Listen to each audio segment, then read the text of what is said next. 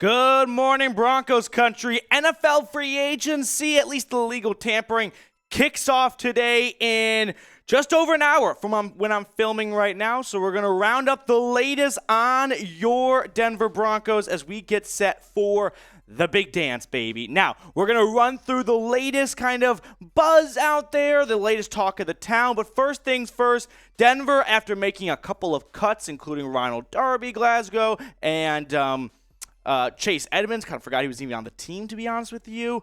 They've got about $32-ish million in cap space.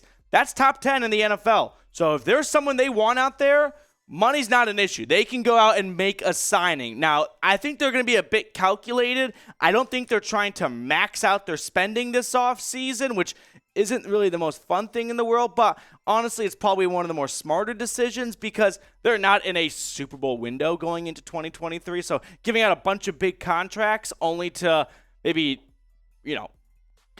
well, okay, I don't want to get cynical, but let's talk free agent targets. I was going to say maybe get to the postseason, but that's a time for another day.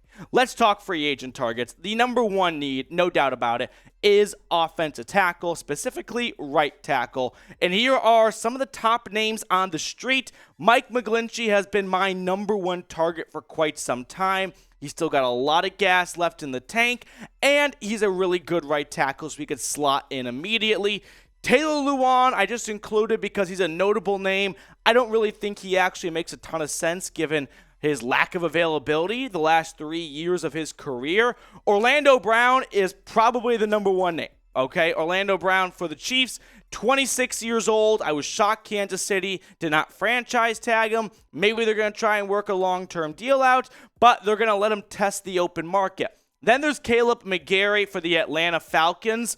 He was also not franchise tagged. McGary, his first 3 seasons with Atlanta, was not very good, a former first-round pick out of Washington. But last year, according to PFF, he was the 4th best tackle in football. Then there's Jawaan Taylor, a former second-round pick out of Florida. He has basically not missed a single snap in his 4-year career. He is reliable, he is durable, and he's a above-average tackle. Is he an absolute home run franchise cornerstone piece?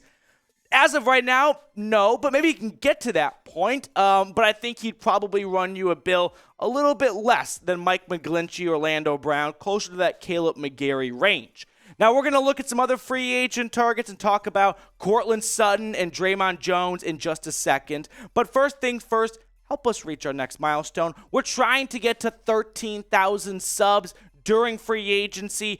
587 subs to go. So if you haven't already, click that sub button. It's completely free. It's a win-win scenario. We get to grow the channel, and you get more Broncos content as a result. So hit that sub button down below. Now, some more free agent targets here at the running back position. David Montgomery for the Bears has been a target for Denver. You got Miles Sanders from Philly. Kareem Hunt has been getting a lot of traction, and I'm not necessarily thrilled about it, honestly. I didn't think he was all that great for Cleveland last year, and he's a bit older. Devin Singletary for the Bills. He's always just been a what it could be situation if he was actually good. And then there's Jamaal Williams, 1,000-yard rusher and 17 touchdowns last year. What's not to love? I bet the Lions will work really hard to keep him in the Motor City. I want to zoom in, though, on 2 guys specifically who have been getting a lot of buzz to the Broncos, David Montgomery and Kareem Hunt. Now, Monty last season for Chicago, 801 rushing yards and 6 touchdowns. Kareem Hunt has always been second fiddle in Cleveland to Nick Chubb, so it's not necessarily the most fair comparison because he only got 123 carries. But when he got the rock last year, he was never all that explosive with it. A lot of tackles for loss, really had a good start to the year, and then cooled off big time down the stretch.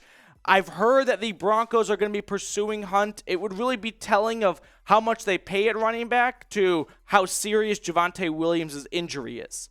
Now some rumors to get to here, starting with Dre'Mont Jones. So Dre'Mont Jones' contract projection is in the neighborhood of $18-ish million from what I've read.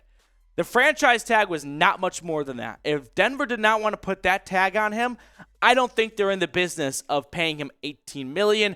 I could see Dre'Mont Jones being an overpaid candidate by another team. I like Dre'Mont Jones, but not to the tune of $18 to $19 million. That's sort of where I draw the line. If Denver can figure out a way to bring him back for $15 to $16 million, I think that's a pretty good deal for both sides. Well, at least for the Broncos. I think Dre'Mont Jones could find more money with teams like the Chicago Bears or the Atlanta Falcons, who have the number 1 and the number 2 most cap space in the NFL. I think Jones, 6.5 sacks, just doesn't really strike me as that's a guy who deserves $18 to $19 million in the open market. We're going to get to more on free agency in just a second. But first things first, we got our Zip Up hoodie deal back from Fanatics. 25% off. This deal's not going to last forever, so don't miss out. Chatsports.com/BroncosZip. The reason why I'm telling you about this is because yesterday I was a victim to thinking, oh, it's March, it's warm, and I can wear a short sleeve t-shirt out at night. Nope, went to dinner, sat outside, was freezing cold. Wish I had the Zip Up hoodie with me. So get it today. I put that link in the comments and the description of today's show.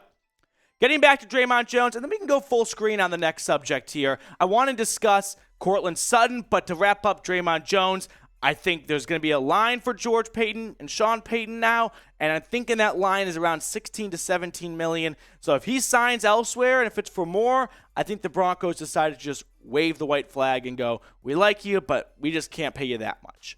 All right, next I want to talk about Courtland Sutton. There hasn't been a ton of trade buzz around Denver outside of really Sutton, right? We've had some murmurs of Garrett Bowles, so if a trade happens there, I wouldn't be blown away. I would be blown away if Jerry Jeudy got traded, and I would riot if Patrick Surtain got traded. If Sutton gets dealt, if Denver gets a third back for him, it'll be hard not to view that as, you know what, maybe that's what's best for this team at this moment. It's a bummer. We're talking about trading away a captain of this team, a guy who's been on this roster for more than most other players. I mean, outside of McManus, he's one of the most tenured players on this team. So it would be a bit of a pull to the heartstring, no doubt about it, but he has been underwhelming the last 2 years. He's not a speed receiver. In this day and age, speed kills, right? So that seems to be the direction that the NFL is headed. So if a team offers Denver a third, maybe even a fourth, I think I would do that deal. Now, before we look at some other names to kind of round out the rest of the video, who do you want the Broncos to sign, right? Who do you want Denver to go out and get in free agency? For me, it's all about offensive line. I want to see them land Mike McGlinchey, Jawaan Taylor, Orlando Brown, one of these big free agent names. That is definitely where I am searching when I'm coming to Denver, if I'm the Denver Broncos looking in free agency. To round it out one last time here, the offensive tackle free agents, I think this group and then the running backs are going to be two position groups that Denver pursues. I also should include defensive line. If they lose Dre'Mont Jones, they're going to have to add some more defensive linemen. Marcus Davenport's a name that comes to mind because of his overlap with Sean Payton, along with Shy Tuttle. We've already seen the Broncos sign one former Saints player in Lil Jordan Humphrey. Shout out that awesome name. So don't rule out any more Saints reunions happening at the Mile High City. That's going to do it for us on today's morning edition of the Broncos Breakdown. I am confident that I will be talking to you guys in a couple of hours when we got some free agency news to talk about because George and Sean Payton made a home run signing and Mike McGlinchey is going from the Bay Area to Denver. So I'll see you all later with more Broncos free agency coverage.